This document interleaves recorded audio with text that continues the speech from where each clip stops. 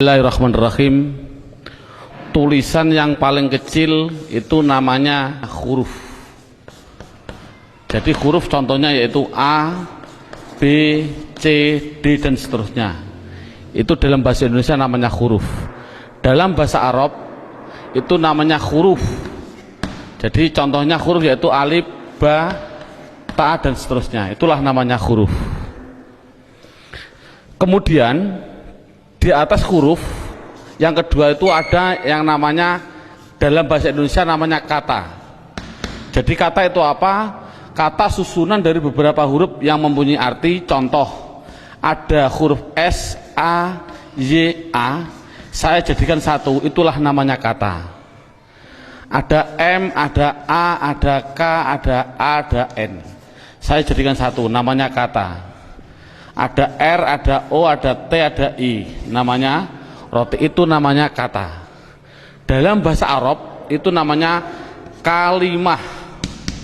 Jadi kalimah yaitu contohnya ana, kumpulnya hamzah, nun, alif, itu namanya kalimah. Akulu, itu namanya kalimah. Al-khubza, itu namanya kalimah. Jadi persatu-satuannya itu namanya kalimah. Di atas kata dalam bahasa Indonesia itu ada yang namanya kalimat. Jadi kalimat itu apa? Susunan dari huruf ini dijadikan satu. Saya makan roti dijadikan satu, itu namanya kalimah. Kalimat. Dalam bahasa Arab itu ada yang mengatakan kalam, ada yang mengatakan kalim, ada yang mengatakan kaul, terserah. Metode ini adalah yang penting adalah menganalisa, mendeteksi tulisan Arab yang namanya kalimah. Itu pendahuluan. Sekarang dalam buku ini, metode ini ada beberapa bentuk. Yang pertama menggunakan yang namanya buku panduan, dan yang kedua harus menggunakan silabus, yaitu urut-urutan metode belajar mengajarnya seperti ini. Sekarang setelah anak sudah mengetahui bentuk tulisan, sekarang naik yang poin yang inti, yaitu dalam buku buka halaman 1 yang judulnya yaitu kalimah. Makanya tadi saya bilang yang terpenting anak bisa mendeteksi kalimah. Jadi kalimah itu ada 3. 1 kalimah isim, 2 kalimah fi'il, 3 kalimah huruf. Anak dikasih suatu gambaran bahwasannya tulisan dalam Al-Quran di dunia, di Quran khususnya, itu ratusan ribu. Kalau di dunia itu adalah jutaan miliar, miliaran juta. Berarti jutaan miliar itu jumlah kalimah. Contoh, saya mencontohkan.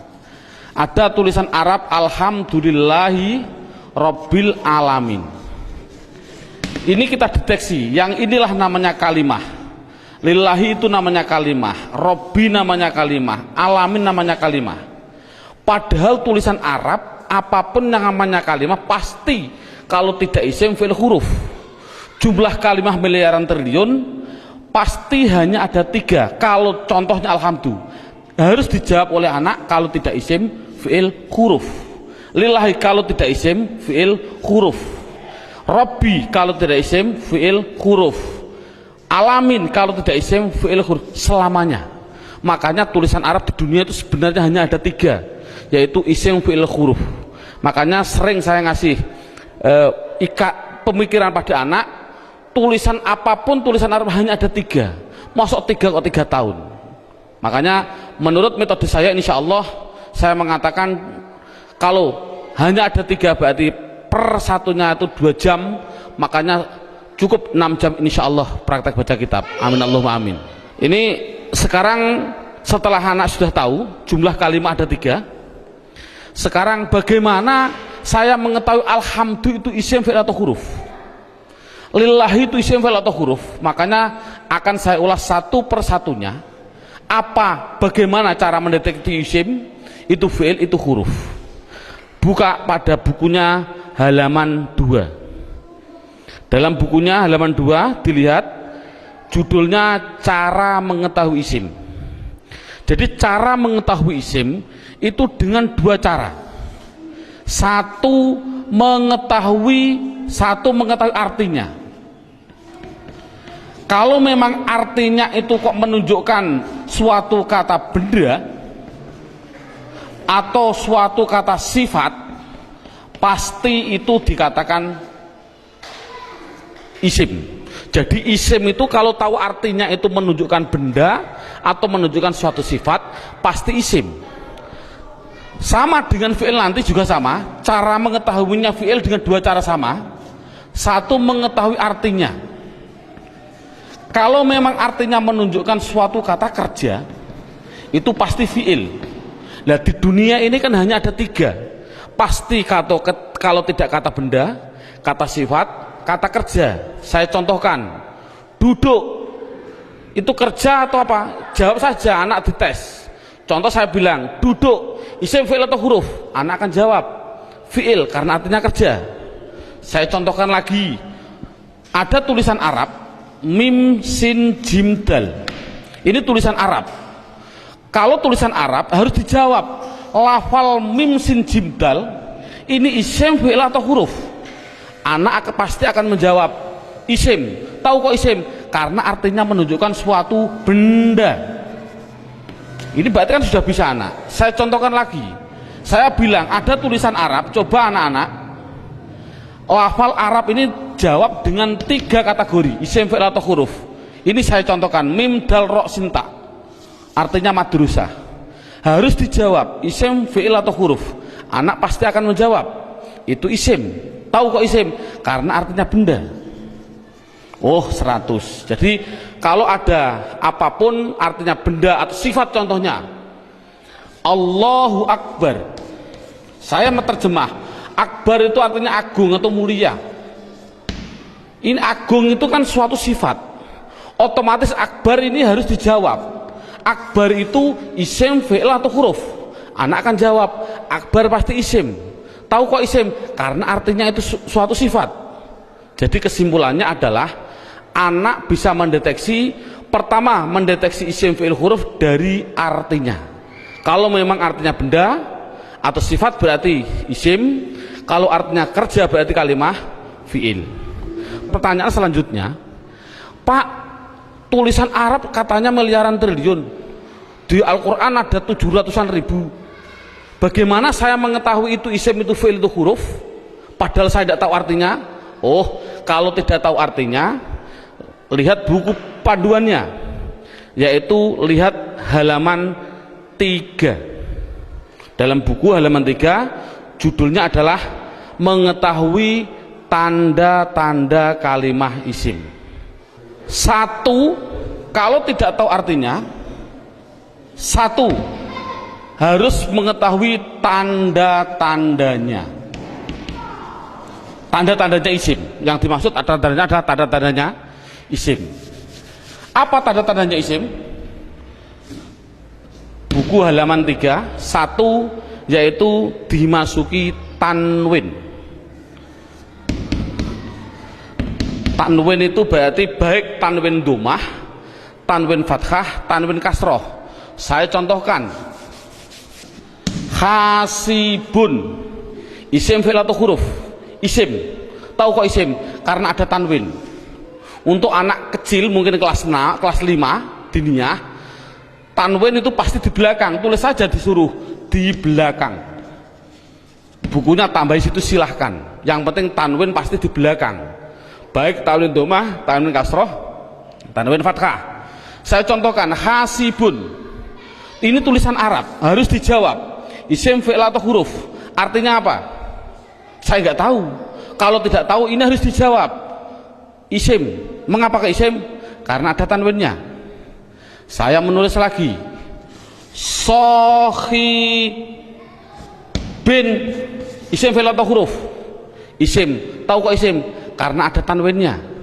Berarti anak sudah bisa mendeteksi, yaitu tanda-tanda yang pertama kalimah isim, yaitu dimasuki tanwin. Sekarang yang nomor 2, Tanda-tanda isim yang nomor 2 itu kalau ada tulisan Arab depannya dikasih al, makanya dalam bukunya hanya dimasuki al, garis miring di depan. Jadi kalau ada tulisan Arab depannya ada alif dan lam, pasti itu isim. Contoh, alhamdu, harus dijawab isim fi'il atau huruf, jawabnya adalah isim. Tahu kok isim? Karena dimasuki al. Ar-Rahim, isim fi'il atau huruf, isim. Tahu kok isim? Karena ada al. Dan seterusnya. Sekarang yang ketiga, tanda-tanda isim yang ketiga yaitu dimasuki yang namanya huruf jar. Huruf jar itu apa sih? Huruf jar itu adalah tertentu, lafalnya tertentu, yaitu ada tulisan itu berupa apa? Min, ila, an, ala, dan seterusnya. Di dalam buku sudah ada. Min artinya dari, ila artinya ke, an artinya dari, ala artinya di atas, dan seterusnya. Jadi kalau ada tulisan Arab dimasuki min, yang mana huruf jar itu pasti tempatnya di depan suatu kalimah, mesti itu adalah kalimah isim. Contoh, saya mencontohkan ada tulisan Arab, zahaba zaidun ila suq, zahaba zaidun ila suq. Anak saya tes satu persatu dulu. Zaidun, isim fi'il atau huruf? Isim. Tahu kok isim? Karena ada tanwinnya. Suq, isim fi'il atau huruf? Isim. Tahu kok isim? Karena dimasuki huruf jar yang namanya ila. Artinya apa saya suq? Tidak tahu, tidak penting. Ini kan tidak penting. Yang penting itu bisa mendeteksi itu pasti kalimah isim. Contohnya lagi, ada contoh yang namanya ada roja'a. Saya contohkan, roja'a kembali. Siapa yang kembali? Bakrun, siapa bakar? Kembali min dukan, min dukan. Bakrun isim fi'il atau huruf? Jawabnya isim. Tahu kok isim? Karena ada tanwin. Min dukan, dukan itu isim fi'il atau huruf? Isim. Tahu kok isim? Karena dimasuki huruf jar min. Artinya apa? Tidak penting. Jadi makanya itu adalah tanda-tanda kalimah isim. Yang ketiga, yang keempat, tanda-tanda isim yang keempat di situ saya tulis. Saya hapus dulu. Tanda-tanda isim yang keempat yaitu dimasuki namanya huruf qasam. Qasam itu artinya sumpah. Qasam artinya sumpah. Di sini huruf qasam hanya ada 3. Wawu, ba, ta. Untuk anak pemula jangan dicontohkan selain lafal Allah, jangan. Untuk pemula jangan. Contoh, wal asri. Asri ini adalah isim. Tahu kok isim? Karena ada wawu qasam. Tidak perlu sebenarnya. Yang penting itu adalah wawu qasam nanti. Contohkan saja wallahi. Berarti Allah itu isim karena apa? Dimasuki wawu ini. Itu aja masih bingung untuk anak didik.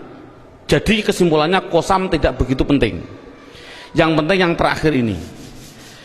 Tanda-tanda isim yang terakhir yang kelima yaitu dimasuki yang namanya mamimu. Contohkan, ini contoh mamimu di sini dalam buku panduan. Di situ lihat halaman 65. Halaman 65 dalam bukunya dibuka. Contohnya halaman 65 yaitu fa'ala yaf'ulu fa'lan wa maf'alan fahuwa fa'ilun wa dzaka maf'ulun. Saya ambil yang penting-penting saja. Uf'ul la taf'ul, maf'alun 2 kali ini, maf'alun mif'alun. Cara menerangkan pada anak bahwasannya fa'ala yaf'ulu fa'lan ini adalah dalam bahasa pramuka namanya kata sandi. Kalau dalam bahasa komputer namanya keyword atau password, katakan saja password. Passwordnya itu apa? Itu namanya fa'ala. Karena apa? Fa'ala itu adalah hitungan hanya ada 3, 1, 2, 3. Artinya tulisan Arab di dunia, saya tadi bilang miliaran triliun itu pasti dari 3 kata dasar. Saya bilang contoh, memukul, doroba, ini namanya 1, 2, 3. Duduk, jalasa, 1, 2, 3. Menolong, nasoro, 1, 2, 3. Inilah jadi tulisan Arab itu pasti 3. Contoh fa'ala berarti saya contohkan di atas. Makanya anak, kalau insya Allah kalau anak desa biasanya sudah bisa. Ini namanya fa fi'il, ini namanya fi'il. Sebagai kata sandi namanya fi'il. Namanya fa fi'il, ain fi'il, lam fi'il. Jadi dot itu bertepatan dengan fa, namanya fa fi'il. Ro bertepatan dengan ain, namanya ain fi'il. Ba bertepatan dengan lam, namanya lam fi'il. Jadi pasti tulisan Arab miliaran triliun itu pasti dari 3 kata dasar, itu pasti. Jadi kalau dilihat nanti dalam tulisan Arab, yang dimaksud mamimu adalah ada tulisan Arab depannya ada mim, baik dibaca mi kasroh mi, atau dibaca mim dibaca fathah ma, atau ada tulisan Arab dibaca mu, muslim. Kalau ada tulisan Arab depannya kok dikasih mim dan jumlahnya pasti 4, berarti kan 3 yang asli, mim lam sin asli, mim tambahan, lam fa, lam ain fa asli, mim tambahan. Jadi kalau ada tulisan Arab depannya ada mim, baik dibaca ma atau mi atau mu, pasti itu kalimat isim. Contoh, muslim, isim fi'il atau huruf? Jawabnya adalah isim. Tahu kok isim? Karena dimasuki mu. Saya menulis masjid, isim fi'il atau huruf? Isim. Tahu kok isim? Karena dimasuki ma. Dan seterusnya. Saya bilang madrasah, isim fi'il atau huruf? Isim. Tahu kok isim? Karena dimasuki ma. Jadi tulisan Arab kalau ada mim dibaca baik fathah, kasroh, dumah, itu pasti kalimah isim. Sekarang saya tambah sedikit suatu pengenalan. Kalau ada tulisan Arab,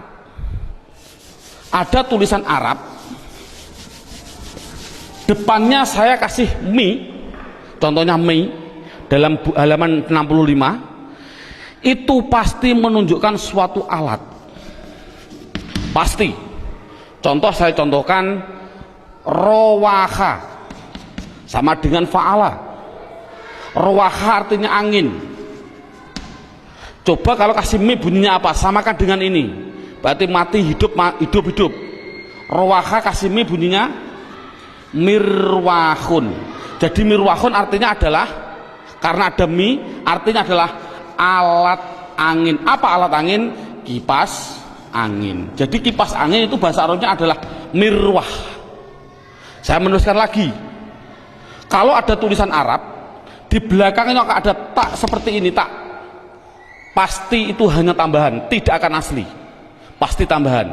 Contoh satoro, satoro saya nulis artinya pinggir. Coba kalau kasih mi bunyinya apa? Mistorun, tapi tak ada masalah lah. Mistorotun, apa mistorotun? Penggaris salah, yang betul adalah alat pinggir, yaitu penggaris sama. Jadi kan sama tujuannya semuanya. Kalau ada tulisan Arab depannya dikasih ma, ada arti 2, yaitu mengartikan 2, namanya menunjukkan suatu tempat atau suatu waktu, menunjukkan waktu. Tinggal pilih kondisional. Untuk guru tolong hanya sebutkan saja pasti maf'a, karena nanti dalam pendalaman ada yang namanya maf'i ada, tapi tidak perlu dicontohkan pada murid. Yang penting adalah maf'a.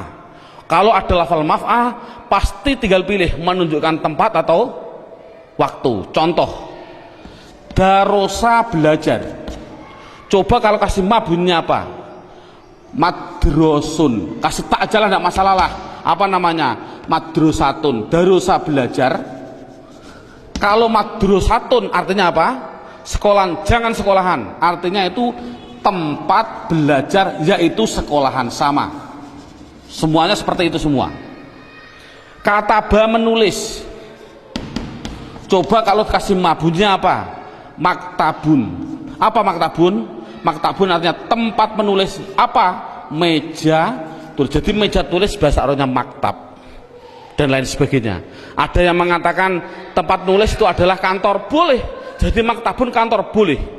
Karena memang kantor itu untuk tempat menulis juga. Dan seterusnya. Setelah itu yang penting anak bisa mendeteksi kalimat isim. Ini alhamdulillah cukup sampai ini. Minimal anak bisa mendeteksi media harokat pasti isim. Karena apa? Kita semua bisa melihat yang namanya isim di media harokat itu pasti ada tanda-tandanya itu semua, kecuali satu yang namanya mudhof. Ini murid tidak perlu diterangkan, ini khusus spesial guru. Karena semua media harokat bisa dideteksi itu isim, saya bisa mendeteksi, kecuali satu apa yang namanya mudhof. Berarti mudhof, apa mudhof itu nanti tidak perlu kita terangkan pada anak. Ini yang pertama. Sekarang alhamdulillah beberapa menit sudah bisa anak bisa mendeteksi tulisan Arab yang namanya isim. Sekarang kita mendeteksi yang kedua yang namanya kalimah fi'il. Kita mendeteksi yang kedua namanya kalimah fi'il. Tadi saya bilang kalimah ada 3 isim fi'il huruf. Isim mengetahui artinya, kalau benda sifat menunjukkan benda atau sifat berarti isim. Kalau tidak tahu artinya, mengetahui tanda-tandanya. Sama dengan fi'il. Kalau mengetahui artinya, itu artinya menunjukkan suatu kerja, berarti kalimah fi'il. Tadi sudah saya terangkan. Kalau tidak tahu semuanya Pak, oh sama dengan isim, yaitu mengetahui tanda-tandanya. Lihat buku panduannya, yaitu halaman 10. Buku panduan halaman 10.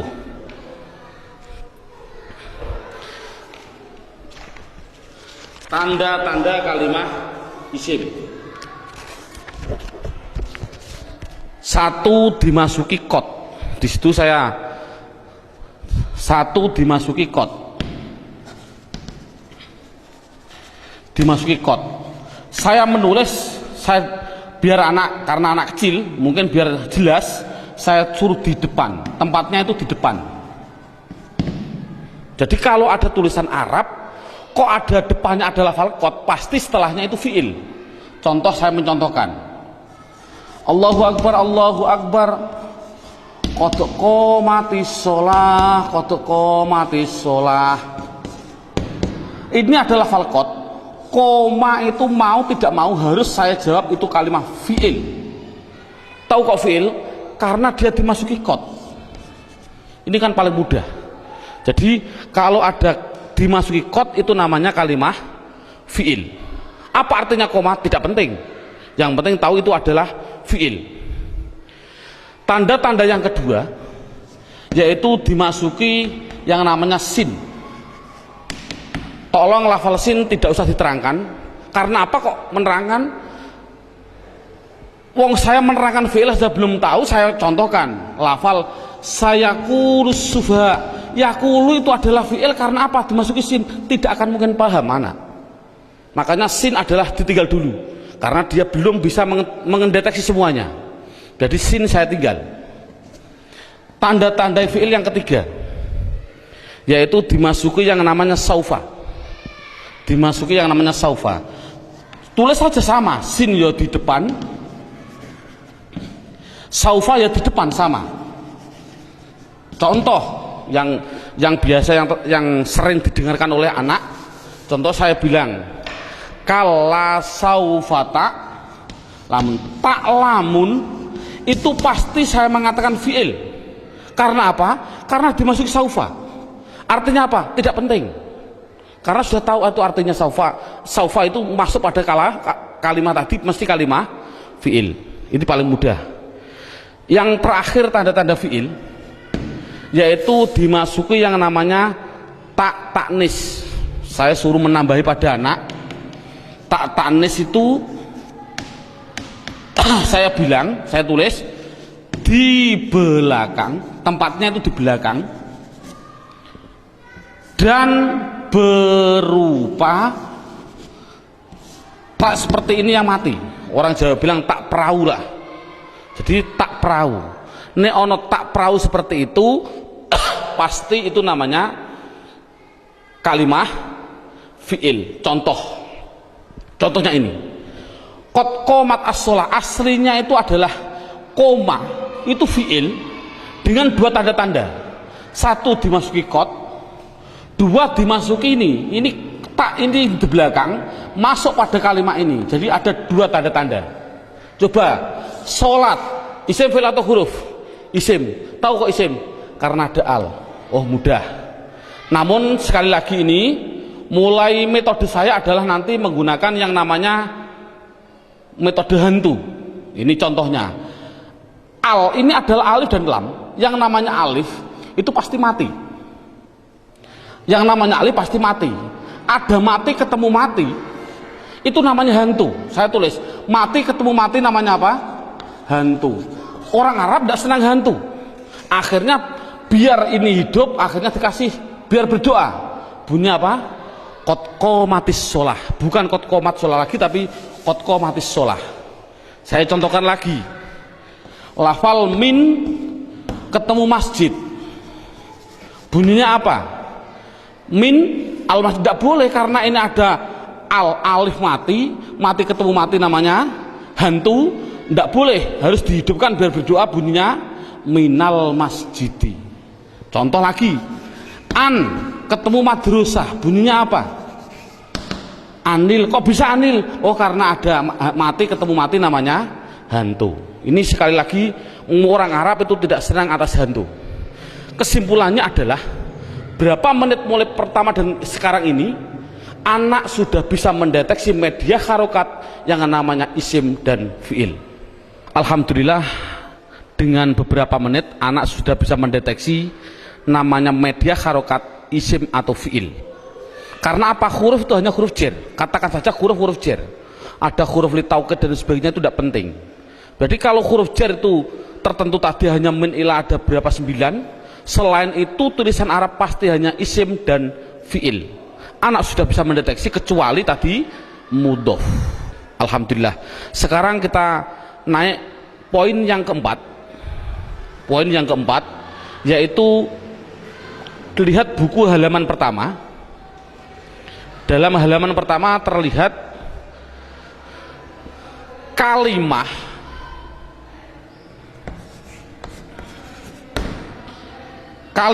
isim,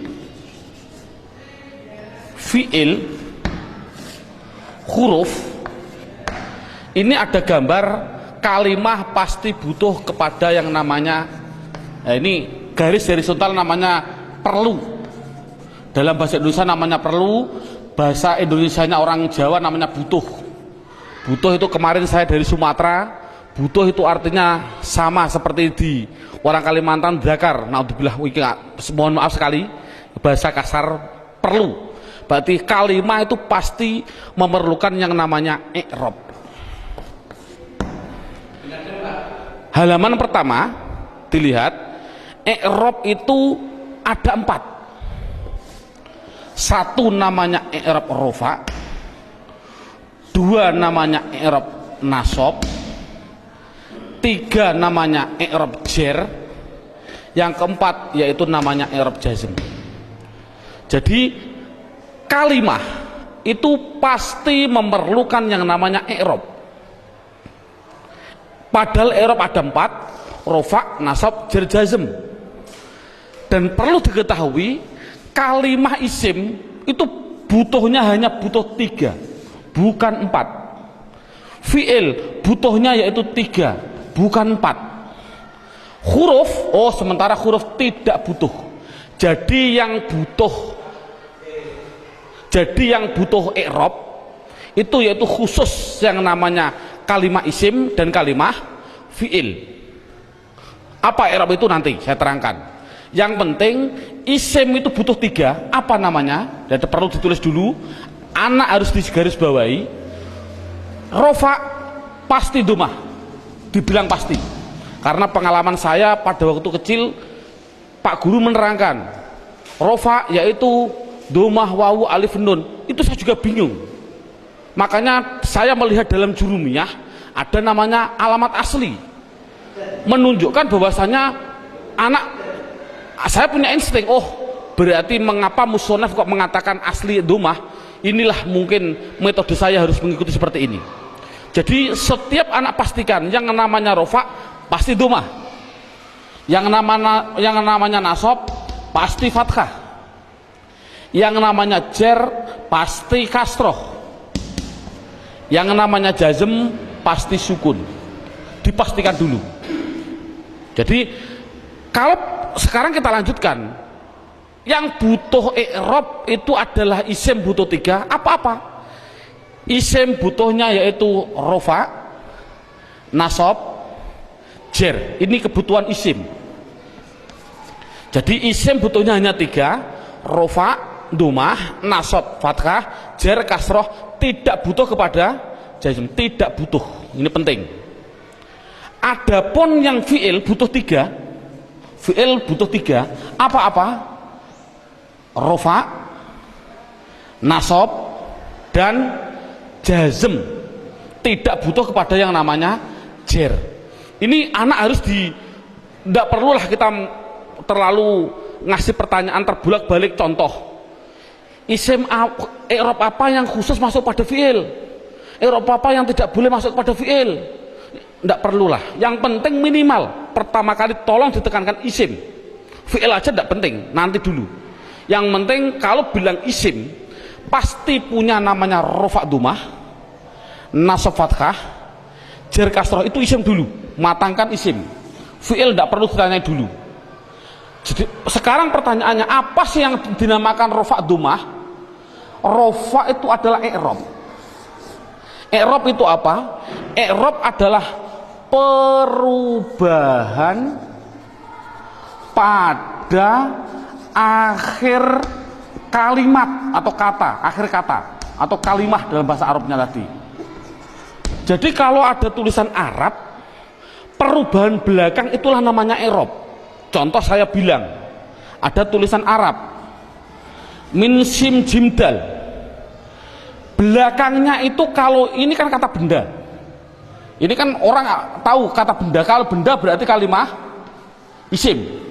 Kalau isim harus dijawab, pasti butuh perubahan belakang. Kalau dia rofa ya pasti dun. Apa rofa itu nanti? Pasti dun. Kalau dia nasab berarti pasti dan. Kalau dia jer berarti din. Makanya saya tadi bilang, yang namanya i'rab, khususnya ini, i'rab itu sama dengan nahwu. Contohnya lafal ini, dun dan din. Inilah belakang, ini namanya nahwu. Adapun depan ada tulisan mim sim jim dal, bacanya apa? Masjid. Mengapa kok dibaca masjid?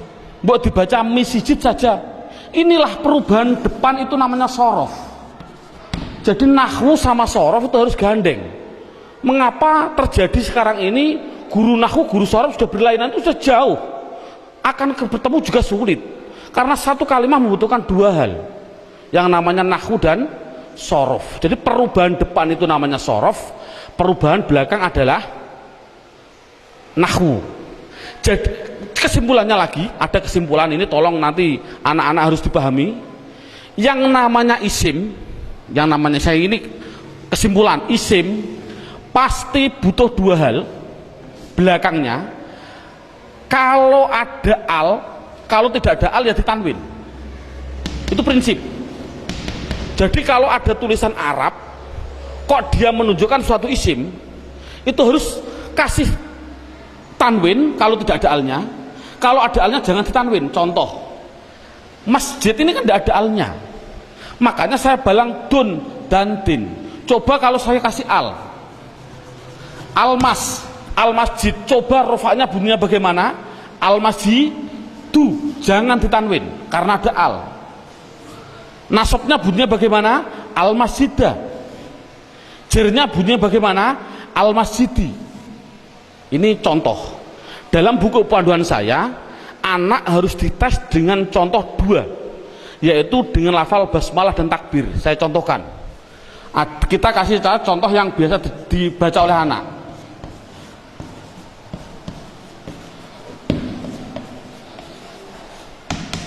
Dideteksi dulu isim fi'ilnya. Coba rohim, lafal belakang ini isim fi'il atau huruf? Isim, tahu kok isim? Ada al. Rohman, isim fi'il atau huruf? Isim, tahu kok isim? Ada al. Allah, isim fi'il atau huruf? Isim, tahu kok isim? Ada al. Silahkan. Ini ada khilafiyah ulama. Ada yang mengatakan jangan bilang al. Ini adalah ismudzat, tidak boleh dirubah-rubah. Tapi ada ulama yang mengatakan memang al. Dari lafal aliha dikasih al, jadinya alifnya dikasih panjang. Allah. Nggak, untuk anak kecil biarlah itu bilang isim karena ada al, silahkan. Ismi, ini isim, tahu kok isim karena ada huruf jerba. Ini memang sulit, anak pemula memang sulit, nggak begitu penting. Yang penting dikasih tahu ismi isim karena ada huruf jer masuk. Kalau ini mengatakan isim, ini isim karena ada al, ini isim karena ada al, ini isim karena ada al. Coba harokannya gimana? Bismi, loh, saya baca kasroh, berarti dia menunjukkan rufa nasab atau jer? Jer, karena kasroh. Oh 100. Bismillahi, saya kasri hi, berarti di kasroh. Isim ada kasroh. Oh masuk karena dia jer berarti. Mengapa kok jer? Oh nanti, belum waktunya. Bismillahirrohmani, mengapa saya bilang nih? Rufa nasab atau jer? Jer. Oh 100. Teruskan. Bismillahirrahmanirrahim. Pasti anak jawab khim. Jawab saja mustahil. Karena sukun itu miliknya fi'il. Ini kan sukun. Sukun itu adalah miliknya kalimah. Sukun itu miliknya kalimah fi'il. Padahal ini isim. Berarti ini milik isim, tidak boleh. Jadi salah, ada tulisan Arab Bismillahirrahmanirrahim, mimnya kok disukun, salah. Mestinya itu kalau dia isim, kalau tidak rohimu ya rohimah ya rohimi, pasti itu. Oh kebetulan di dalam Al-Quran tulisannya adalah mi, ya berarti jer. Dari mana kok jer? Yang penting dia kasroh itu jer. Mengapa kok dibaca jer? Oh nanti belum masanya. Yang penting dia bisa mendeteksi itu isim, rofa nasab atau jer. Ini kan anak sudah lumayan. Dengan berarti gambaran rohim ini adalah menggambarkan anak biar tahu, oh isim tidak boleh ditanwin. Loh kok disukun pak? Oh tidak boleh ditanwin, maaf, disukun. Mengapa sukun pak? Karena wakof. Saya contohkan lagi 2 contoh. Lafal Allahu Akbar. Allahu Akbar. Orang bilang akbar disukun. Saya jawab salah. Mengapa salah? Tadi saya bilang akbar itu adalah sifat. Yang namanya sifat itu pasti isim. Yang namanya isim tidak mungkin dia disukun. Di dalam tulisannya kalau begini. Karena apa? Sifat isim tidak boleh sukun. Karena sukun itu miliknya fi'il. Kalau isim itu pasti kalau tidak ru ya roh ya ri. Mengapa tidak ditanwin? Nanti. Yang jelas ini contoh Allahu Akbar. Allah isim, tahu kok isim ada al. Rofa nasab atau jer? Rofa, tahu kok rofa karena dumah. Akbar yang betul adalah akbaru. Jadi mengapa kok dibilang bar? Karena wakof. Kalau nulis adalah ru yang betul. Makanya sering saya kasih pertanyaan, bagaimana hukumnya ada orang sholat bilang Allahu Akbaru, sah nggak? Jawabnya adalah sah karena nakunya seperti itu. Namun yang terbaik memang adalah wakof. Seperti ini, Bismillahirrahmanirrahim, karena wakof. Jadi intinya adalah yang namanya i'rab ada 4 rofa nasab jar jazm. Khusus kita tekankan pada isim. Yang namanya isim belakangnya pasti rofa dumah, nasab fathah, jar kasroh. Itu kesimpulannya. Sekarang silabusnya poin yang kelima, judulnya yaitu pendalaman isim. Buka halaman 1. sama halaman 1, yaitu lihat halaman 1, isim dibagi 2. Ada yang namanya isim mabni, ada yang namanya isim mu'rab. Sekali lagi, isim mabni dan isim mu'rab dibagi dulu. Apa yang namanya isim mabni? Dalam buku halaman 2 ada. Mabni itu adalah, mabni itu apa? Mabni adalah harokat belakang, harokat belakang itu tetap. Saya tulis tetap. Itulah namanya mabni. Jadi mabni itu apa? Mabni harokat belakang tetap. Mu'rab itu apa? Mu'rab yaitu harokat belakang berubah-ubah. Harokat belakang berubah-ubah. Jadi itu kesimpulannya. Jadi isim harus dibagi 2, isim mabni dan isim mu'rab. Isim mabni belakangnya tetap, isim mu'rab belakangnya berubah-ubah. Isim mabni sekarang diperinci satu persatu. Dalam silabus ada isim mabni, yaitu satu namanya isim domir. Saya tulis satu namanya isim domir. Tolong dalam hal ini anak tidak usah diperdalami. Yang namanya pada waktu pengalaman saya dulu kecil, Pak Guru bilang domir itu ada 2, seperti contoh seperti ini. Domir ada 2, domir baris dan domir mustatir.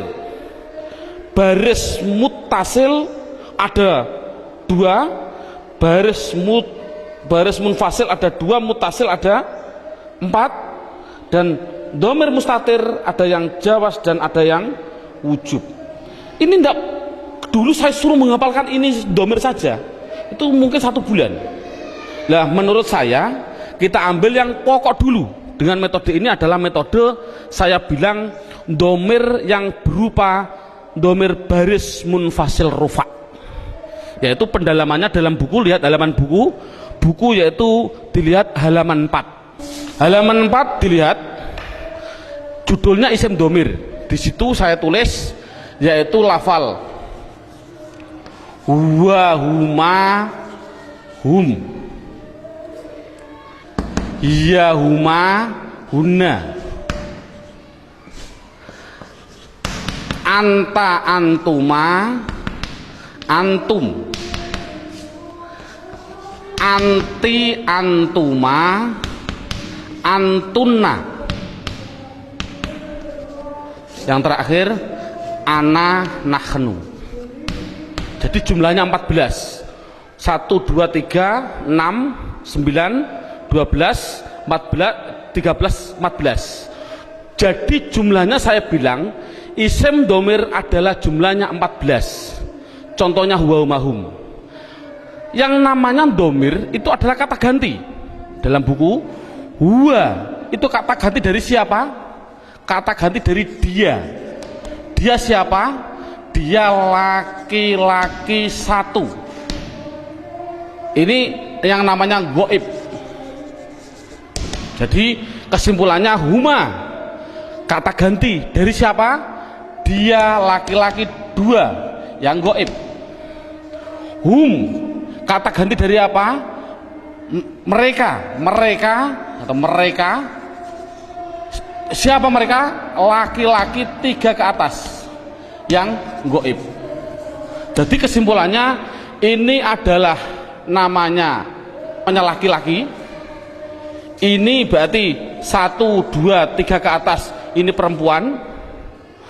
Tapi ini adalah semuanya adalah goib.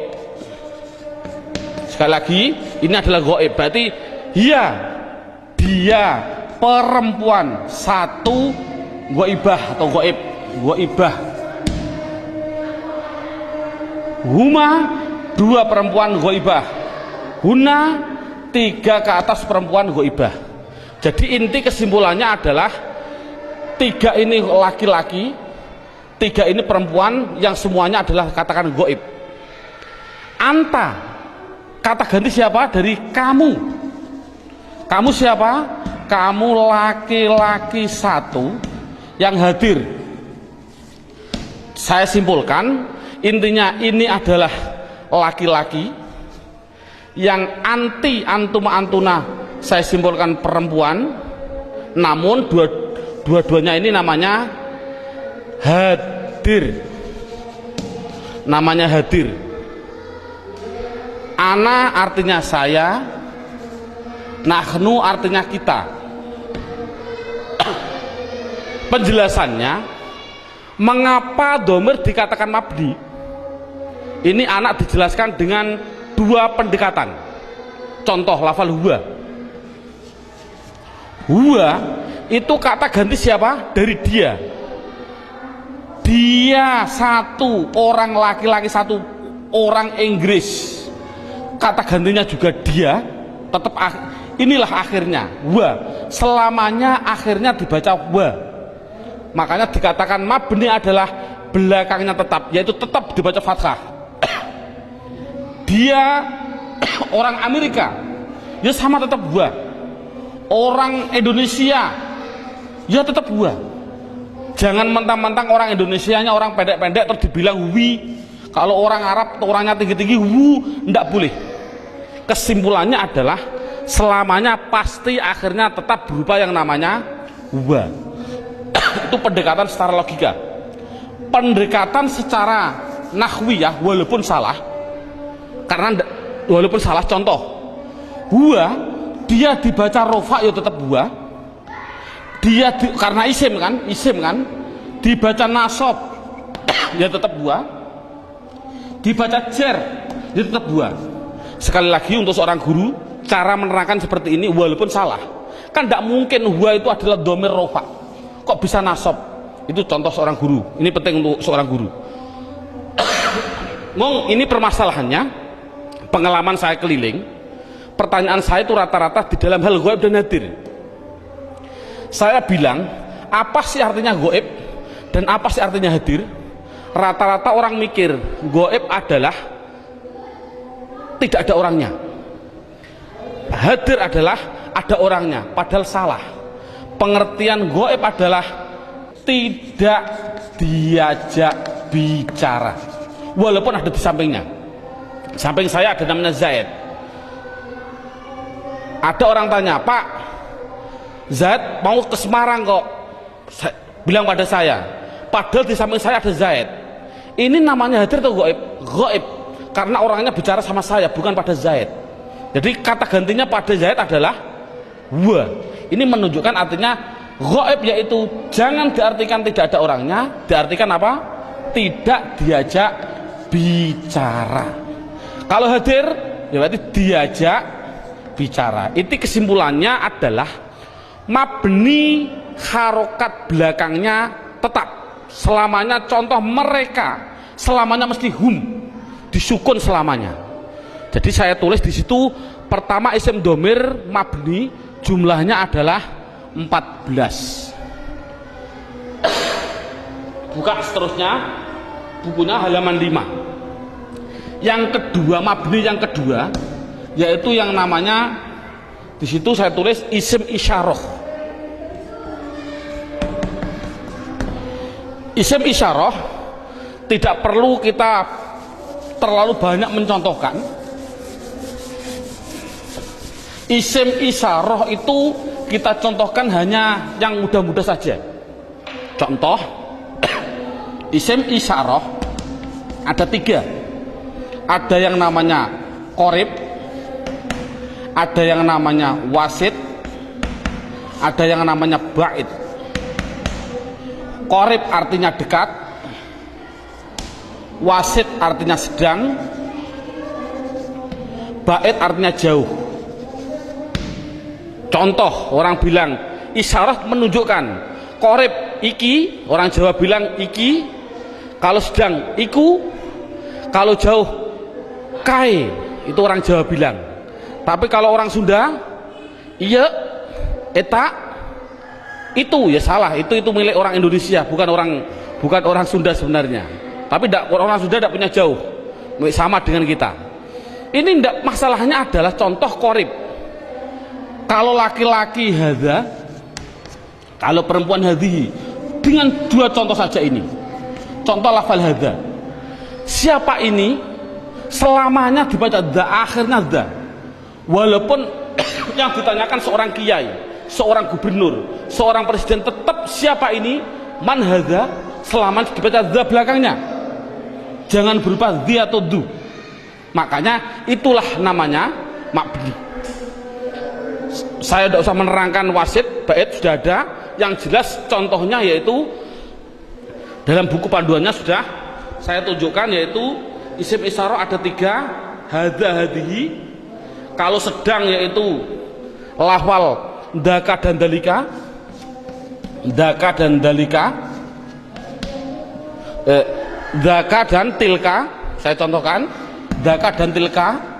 Kalau jauh saya contohkan hanya 2, dalika dan ulaika. Jadi jumlahnya yaitu ada berapa? Dalika, ulaika. Jumlahnya berapa?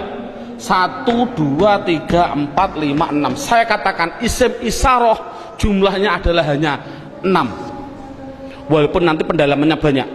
Seorang guru tolong hanya seperti itu dulu. Terusnya mabni yang ketiga yaitu yang namanya isim mausul. Buka dalam bukunya halaman yang ke isim mausul, kata sambung. Datanglah Zaid, yang mana ja'a Zaidun alladzi. Ini isim mausul itu hanya tertentu, lafalnya tertentu. Sudah dalam bukunya ada, yaitu lafal alladzi, alladzina, alladzi, alladani, alladzina. Contoh saya tidak usah nulis. Mohon dilihat contoh ini, isim mausul tertentu. Alladzi, alladani, alladina, allati, allatani, allati. Cukup sebutkan hanya 6 saja, yaitu biar anak hanya tahu isim mausul jumlahnya hanya ada 6. Mabni yang keempat. Mabni yang keempat yaitu yang namanya isim istifham. Istifham. Istifham itu pertanyaan. Di situ saya menulis, tidak usah saya tulis biar waktunya lebih singkat. Yang penting guru bisa menerangkan. Yaitu di situ saya tulis hanya man, mundu, madza, mata, ayana, aina, kaifa, anna, kam, dan ayu. Jumlahnya saya tulis itu hanya 10. Jadi istifham hanya ada 10.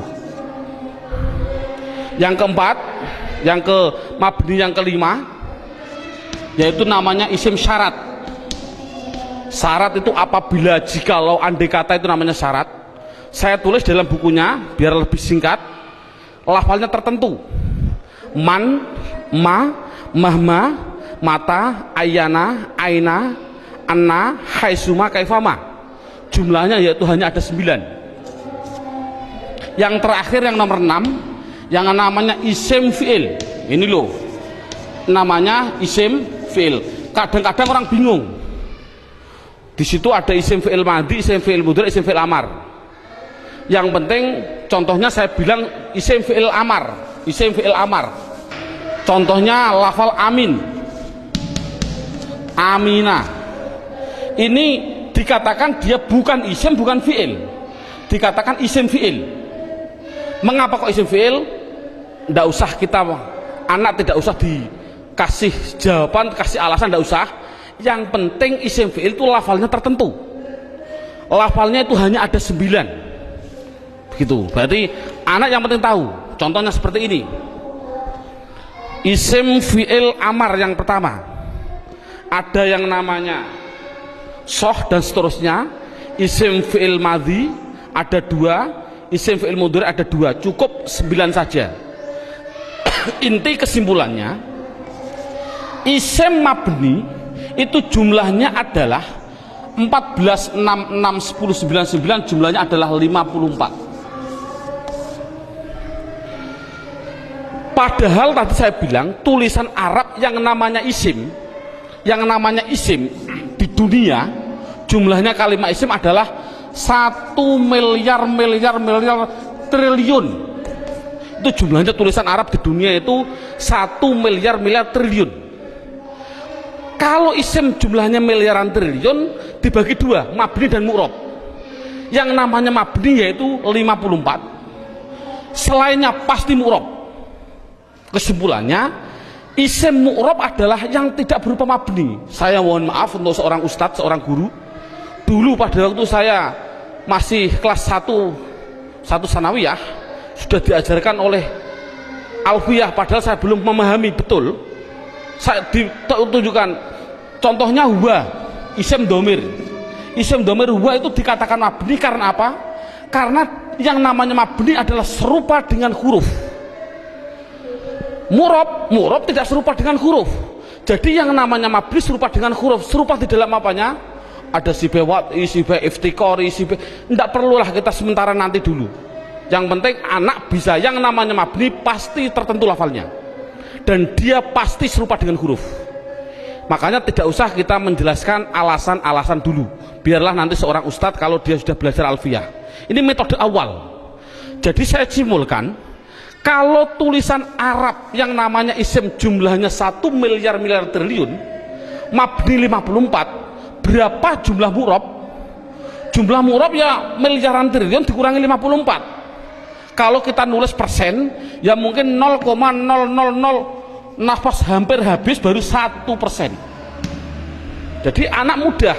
Isim domir ada 14, isim isyarah ada 6. Contoh, alhamdu, isim fi'il atau huruf? Isim. Tahu kok isim? Ada al. Kalau tahu isim harus dijawab, dia masuk kategori mabni atau mu'rob, harus dijawab. Jawabnya apa? Anak dibilang ini pasti mu'rob. Karena apa kok mu'rob? Karena lafal alhamdu tidak ada pada mabni yang jumlahnya 54. Itu kan paling mudah. Berarti semua tulisan Arab kalau tidak ada di 54 ya pasti mu'rob. Berarti mu'rob miliaran triliun. Jadi makanya anak suruh menghafalkanlah. Arti tidak perlu nanti dulu. Yang penting anak bisa mendeteksi. Itu adalah mabni, jumlahnya 54, apa-apa, wa dan seterusnya. Isim isyarah tak dihafal, isim mausul hafal. Selain itu pasti mu'rob. Contoh lagi, alhamdulillahi rabbil alamin. Isim fi'il atau huruf? Isim. Tahu kok isim? Ada al. Kalau isim, jawab mabni atau mu'rob? Itu pasti pertanyaan itu harus. Jawabnya adalah mu'rob. Tahu kok mu'rob? Karena tidak ada di mabni, gitu saja. Paling simpel. Mengapa kok mu'rob? Karena tidak ada di mabni. Insya Allah anak akan bisa. Berarti bisa mendeteksi media harokat itu isim, mabni atau mu'rob. Semuanya. Mulai dari bismillah, mu'rob karena tidak ada di mabni. Bismillahi Allah, mu'rob karena tidak ada di mabni. Bismillahirrahman, Rahman mesti mu'rob karena tidak ada di mabni. Rohim, mu'rob karena tidak ada. Mudah. Jadi anak sudah bisa mendeteksi itu mabni dan itu mu'rob. Sekarang pendalaman yang terakhir, pendalaman isim yang terakhir yaitu di dalam hal mu'rob. Dalam buku panduannya lihat halaman 8. Lihat halaman 8. Halaman 8 sudah tertulis, saya tulis di situ. Halaman 8. Halaman 8 sama halaman 1 sama. Sekali lagi, halaman 8 dan halaman 1 adalah sama. Yang namanya mu'rob itu tadinya ada 6. 6 jumlah total 54. Sekarang enggak, yang namanya mu'rob 1 ada yang namanya mufrad, 2 ada yang namanya tasniyah, yang ketiga ada yang namanya jamak mudzakkar salim, yang keempat ada yang namanya jamak muannas salim, yang kelima, lah ini saya batasi cukup mu'rob yang penting anak bisa 4, mufrad tasniyah jamak mudzakkar salim jamak muannas salim. Yang kelima sampai yang ke-9 tidak penting. Sekali lagi metode ini adalah tidak penting. Karena apa? Karena mu'rob yang 4 ini itu sudah mendominasi dalam tulisan Arab 80% dari tulisan Arab. itu pasti terjadi dari 4. Makanya anak harus ditekankan di dalam 4 tadi. Berarti sekali lagi, mu'rob yang jumlahnya miliaran triliun dikurangi 54 itu harus dimasukkan di antara 4 ini. Berarti di antara 4 ini mufrad, tasniyah, jamak mudzakkar salim, jamak muannats salim. Sekarang anak diterangkan apa sih yang namanya isim mufrad. Lihat ini, mufrad itu bahasa Arab. Artinya apa mufrad? Artinya satu, baik dia seorang laki-laki atau perempuan, pokoknya satu, itu nama bahasa Arabnya mufrad. Tasniyah itu bahasa Arab. Apa sih artinya tasniyah? Tasniyah itu artinya 2, baik dia seorang laki-laki atau perempuan. Yang ketiga namanya jamak mudzakkar salim. Jamak itu artinya banyak, banyak itu artinya 3 ke atas, 3 plus. Mudzakkar artinya laki-laki, salim artinya selamat, berarti laki-laki yang selamat. Ngono selamat cara jani. Yang keempat, jamak muannats salim. Jamak artinya 3 ke atas, muannats artinya perempuan, salim selamat. Jadi sementara anak dites dengan bahasa Jawa atau bahasa Indonesia, disuruh mengarabkan. Contoh saya bilang, coba saya bilang 2 buku itu mufrad atau tasniyah atau jamak mudzakkar salim atau jamak muannats salim? Jawab tasniyah. Tahu kok tasniyah? Karena artinya 2. Saya bilang 5 bakar, mufrad, tasniyah atau jamak mudzakkar atau jamak muannats? Jawab jamak mudzakkar salim. Karena apa? Artinya 5, 3 ke atas, zaid adalah, bakar adalah laki-laki. Jadi anak sudah bisa dites dengan bahasa Jawa, disuruh membahasa Arabkan. Contoh sekali lagi, 2 zaid tasniyah, 5 bakar jamak mudzakkar salim, 10 hindun, hindun itu perempuan, jamak muannats salim. Bakar 1 artinya mufrad, Zainab 1 artinya mufrad bahasa Arabnya. Nah, kalau ada tulisan Arab kok tidak berupa mabni yang jumlahnya 54, pasti harus dimasukkan mu'rob. Kalau mu'rob harus dimasukkan di antara 4 ini, harus apa mufrad, apa tasniyah, apa jamak mudzakkar salim, apa jamak muannats salim, pasti harus masuk semua tulisan mu'rob. Contoh, nah ini bagaimana saya mengetahui Pak tulisan Arab itu mufrad, tasniyah, jamak mudzakkar salim, jamak muannats salim? Lihat bukunya halaman 8. Kalau ada tulisan Arab, belakangnya kok ada alif nun atau ya nun, nunnya dibaca kasroh ni, sebelum ya dibaca fathah, sebelum alif dibaca fathah, bunyinya ani atau aini, mesti artinya 2. Kalau ada tulisan Arab belakangnya kok berupa wawun nun atau ya nun, nunnya tapi dibaca na, baca fathah na, sebelum ya dibaca kasroh, sebelum wawu dibaca dhammah. Kalau orang Jawa bilang una, ini berarti mati nih, atau ina tadi aini, mesti artinya 3 ke atas laki-laki. Kalau ada tulisan Arab belakangnya berupa alif dan tak, taknya tak perahu, sebelum alif dibaca fathah, taknya hanya 2, kalau tidak ton ya tin, itu pasti dikatakan jamak muannats salim. Kalau ada tulisan Arab belakangnya tidak ada tambahan ani, aini, una, ina, atun, atin, mesti itu isim mufrad. Jadi isim mufrad itu apa? Yaitu kalau tulisan Arab tidak ada belakangnya tidak ada tambahan. Saya contohkan, alhamdu, isim fi'il atau huruf? Isim. Tahu kok isim? Karena ada al. Pertanyaan selanjutnya, mabni atau mu'rob? Mu'rob. Tahu kok mu'rob? Karena tidak ada di mabni. Kalau mu'rob harus dimasukkan di antara 4 ini, wajib. Empat ini harus dimasukkan. Berupa apa? Mufrad. Tahu kok mufrad? Karena belakangnya tidak ada tanda-tandanya. Ani, aini. Ini kan dal. Dal ini kan tidak ada tambahannya. Oh, jadi alhamdu adalah isim mufrad. Contoh lagi. Bismillah, alhamdulillahi rabbil alamin. Alamin. Pertanyaan, isim fi'il atau huruf? Isim. Tahu kok isim? Ada al. Mabni atau mu'rab? Mu'rab. Tahu kok mu'rab? Karena tidak ada di mabni. Kalau masuk mu'rab, masukkan di antara empat ini. Bunyinya apa? Jamak mudzakkar salim. Tahu kok jamak mudzakkar salim? Karena belakangnya ada inang, ya nun, sebelumnya dibaca kasroh. Cocok gak dengan ini? Ina. Jadi tulisan Arab mesti gitu semua. Kalau mu'rab pasti harus masuk kategori di antara empat tadi.